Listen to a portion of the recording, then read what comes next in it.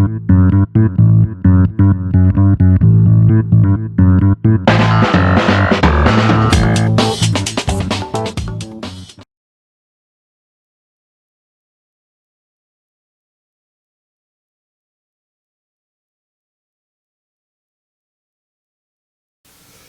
días, hermanos y amigos de Nuevo Comienzo Tampa. Este es su pastor José Morales, dándole la más cordial bienvenida a nuestro canal de YouTube y a Facebook. Si esta es su primera vez en nuestro canal, le pedimos que por favor se suscriba presionando el botón rojo que está en la parte abajo de la pantalla, y así podrá recibir estos mensajes semanalmente en su computadora, su teléfono, en cualquier sitio que usted recibe YouTube. Alguien recientemente me hizo un comentario bien particular. Me estaba contando de que alguien le había hecho la pregunta: ¿qué viene primero, el huevo o la gallina? Personalmente yo me tropiezo muchas veces con personas que hacen estas preguntas.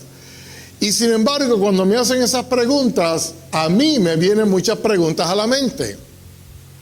Aunque hay muchos que contestarían que esa pregunta es sencilla. Sin analizarlo, sin ver el trasfondo filosófico o teológico, dirían, obviamente, el huevo vino primero. O tal vez dirían, la gallina vino primero. Pero la pregunta que yo me hago en cuanto a eso es: ¿quién hizo cualquiera de los dos que vino a ser el primero?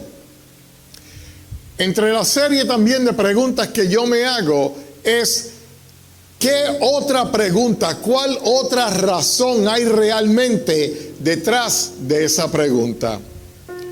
¿Es acaso esta pregunta solo la superficie de un viaje personal, emocional, filosófico, intelectual que la persona está tratando de alcanzar? En mi experiencia, muchas preguntas que salen a la superficie es porque son como glaciales. Debajo tienen otra serie de preguntas, pero esa es la que sale a flote. Entre las preguntas que de verdad las personas se hacen cuando están pasando por problemas en su vida es: si Dios cuida de mí. Entonces empiezan a preguntarse: ¿por qué si Dios cuida de mí permite que cosas negativas sucedan en mi vida? Pero aún en muchas ocasiones va más allá que esa pregunta. Y entonces empiezan a cuestionar la realidad y la veracidad de Dios. Porque entonces preguntan: ¿por qué si Dios es real? ¿Por qué si Dios es amoroso? ¿Por qué si Dios es poderoso permite tanto dolor en el mundo? Hay unas personas que utilizan esta pregunta para justificar el por qué niegan la existencia de Dios. Usan esa pregunta para sentirse bien de que se están justificando de que si realmente hubiera un Dios, estas cosas no estarían sucediendo, y por lo tanto se justifican en su creencia. Esas mismas personas tienden a llamarse a sí mismos, para que nadie piense que niegan a Dios en su totalidad, empiezan a llamarse ellos mismos espirituales. Pero la pregunta es: si son espirituales, ¿de dónde viene el espíritu que ellos reclaman que tienen? Porque solamente puede haber un creador y un ser supremo que haya creado el mundo de lo espiritual. El ser humano tiende a pensar en una forma lineal y piensa que todo lo que le rodea debe actuar de forma lineal. Pero déjame decirte algo en esta mañana. Dios, su pensamiento no es como nuestro pensamiento. Su pensamiento no es lineal.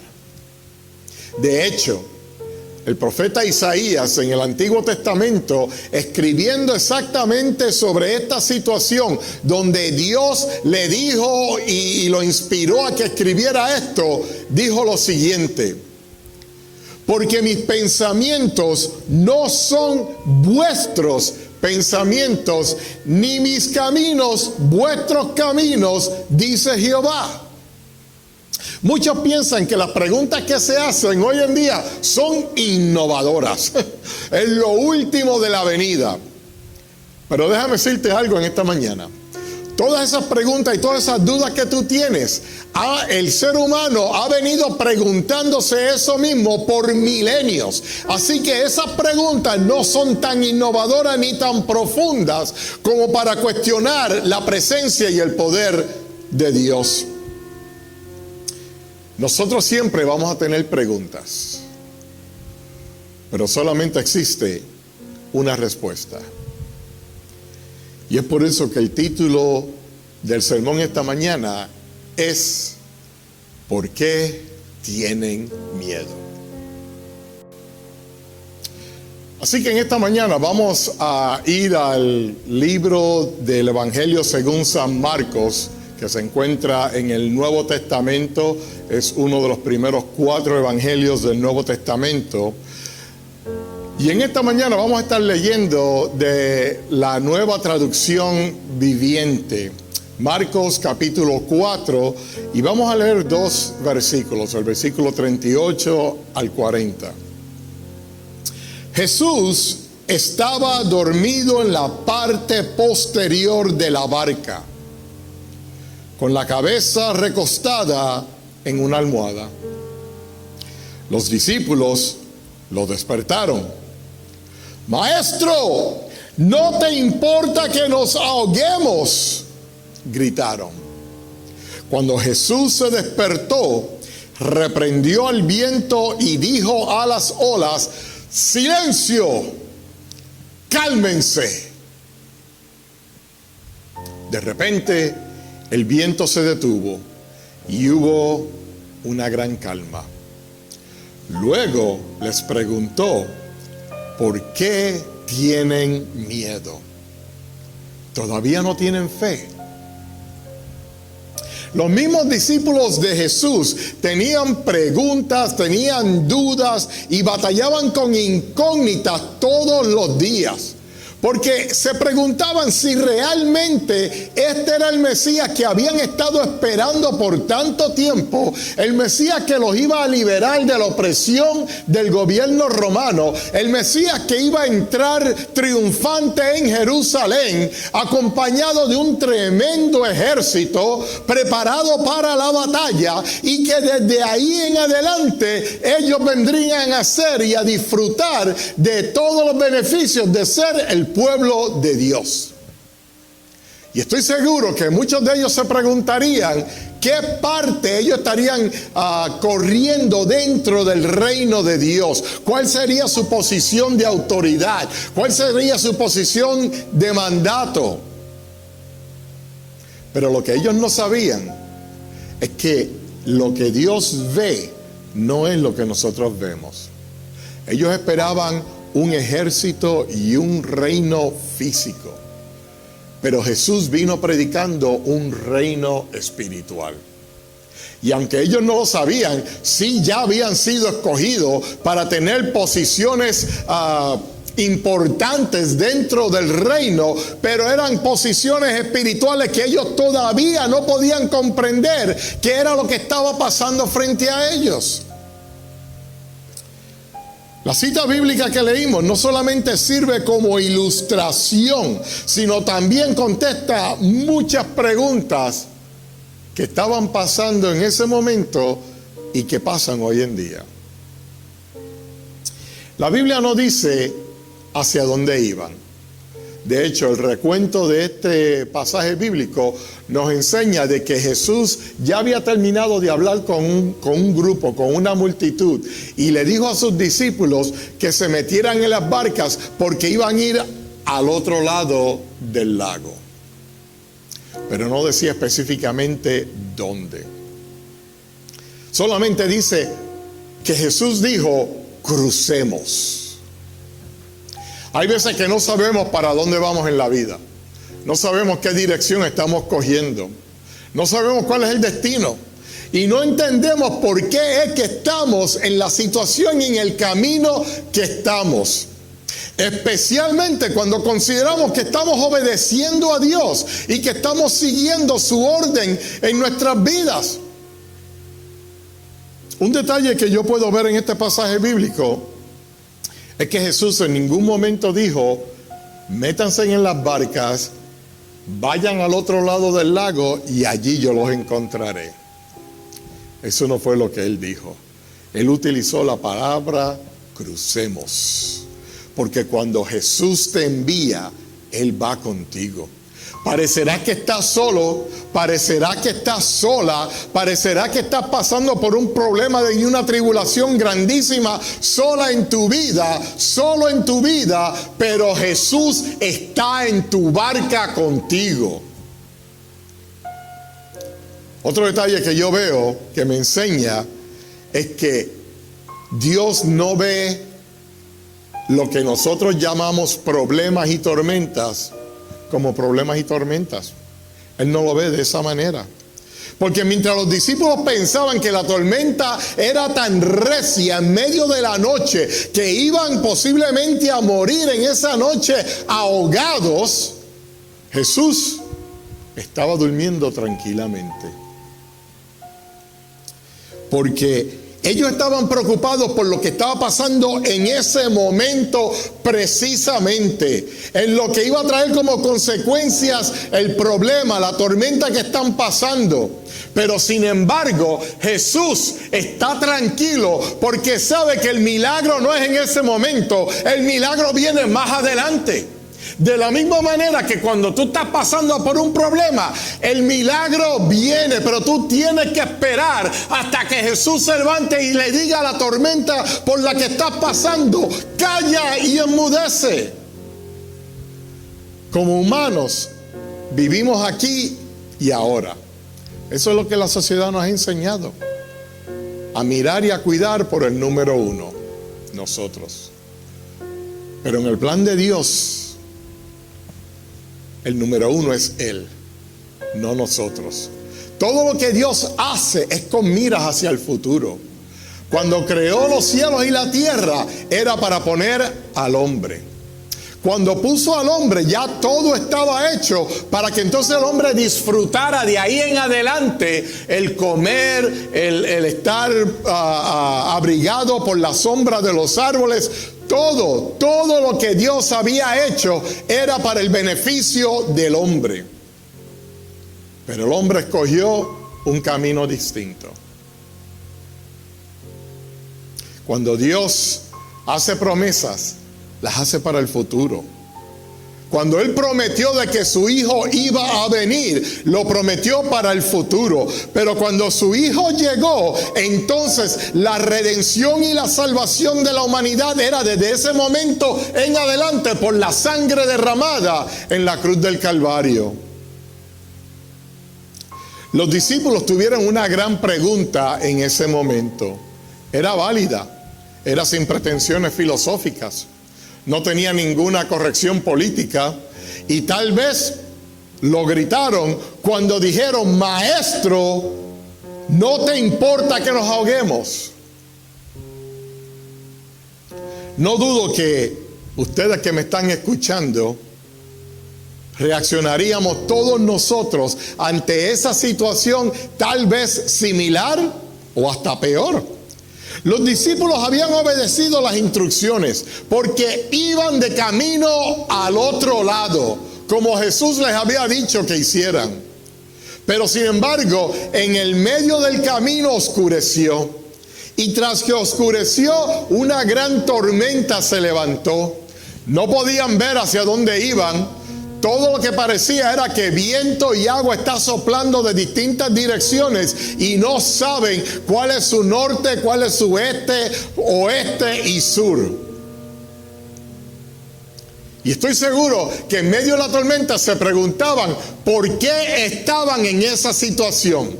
¿Acaso no estaban en la misma barca con Jesús? ¿Cuál era el propósito de todo lo que estaba pasando?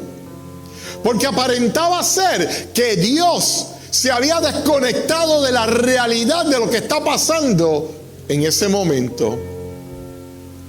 Y estoy seguro que algunos de ellos pensarían, ¿acaso nuestra obediencia no es suficiente para que Dios tome control y cuidado de nosotros en esta situación?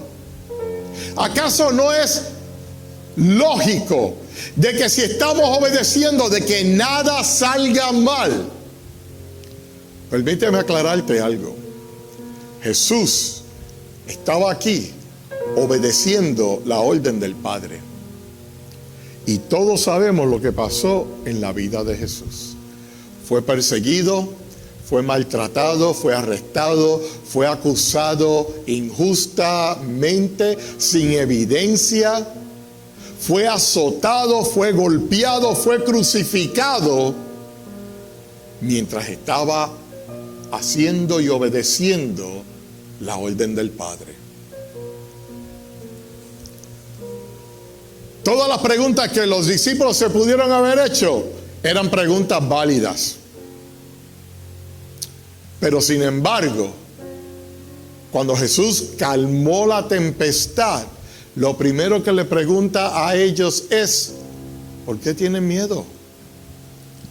Él estaba preguntando esto porque él sabía y veía y escuchaba de que habían manifestado su miedo por la tormenta.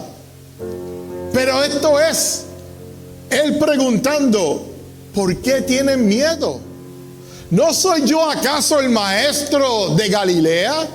¿No soy yo el Hijo de Dios? ¿No estoy yo con ustedes en la barca en medio del problema de en esta noche? ¿Por qué tienen miedo? Ellos debieron haber pensado en esto. Si mi maestro no tiene ninguna preocupación de ahora ni de lo que sucederá después, ¿por qué entonces yo me preocupo? ¿Por qué tienen miedo? Ellos habían presenciado ya varios milagros de Jesús. Habían visto que solamente alguien que fuera Dios mismo podía hacer los milagros que él había hecho. Pero sin embargo tenían miedo. Ellos tenían miedo y tenían preguntas. Pero antes de contestar las preguntas, Jesús detuvo la tormenta. Él necesita detener la tormenta en tu vida en muchas veces para que tú prestes atención de que Él está presente en tu vida. Es importante ver que los mismos discípulos que habían estado a través del camino y el ministerio de Jesús, ahora después que Él para la tormenta, se dicen entre ellos mismos, ¿y quién es este hombre que aún los vientos le obedecen? Y yo creo que ahí que está la raíz del problema. La raíz del problema es que ellos veían a Jesús como un hombre. Pero no entendían que Jesús no era simplemente un hombre. Jesús era la totalidad de la deidad trinitaria manifestada en el cuerpo de Jesucristo para demostrarnos amor y para cumplir la promesa que ya se había hecho. Él no era solamente un hombre.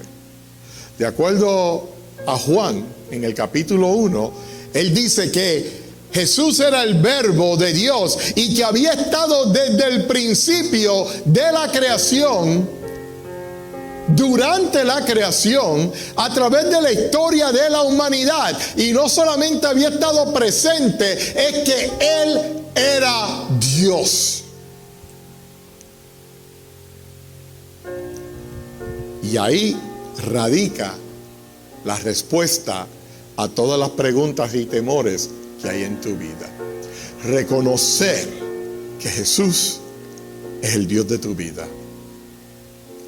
Típicamente en las Navidades utilizamos una expresión que se encuentra en la Biblia, de que cuando a Jesús le iban a poner por nombre, dijeron que su nombre sería Emanuel, que significa Dios con nosotros.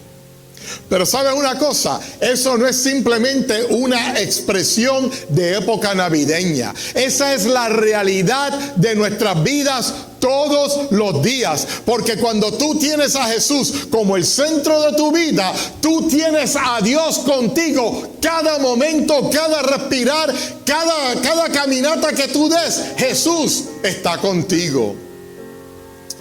No tenemos que temer. No tenemos que dudar. Porque si Dios está en la barca con nosotros, Él se va a encargar de la tormenta.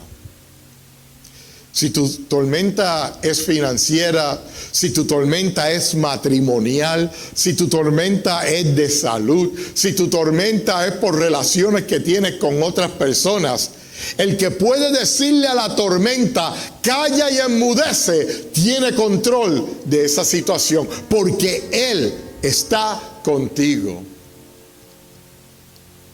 Y si Él está contigo, te pregunto en esta mañana, ¿por qué? ¿Por qué tienes miedo? Amigo y hermano que has escuchado este sermón en esta oportunidad, no es una casualidad que hayas sintonizado este sermón o que haya cruzado por tus manos este sermón. Todos tenemos problemas, todos tenemos tormentas, especialmente en este tiempo de esta pandemia global que estamos pasando. Pero hay veces que los problemas globales no nos interesan, lo único que nos interesa es nuestro problema personal. En esta mañana yo te ofrezco a Jesús de Nazaret. Yo te ofrezco al Jesús que le dijo a la tormenta, calla y enmudece. Lo único que tú tienes que hacer es creer. Así que permíteme orar contigo y si es posible, repite esta oración conmigo. Señor Jesús, reconozco que te necesito.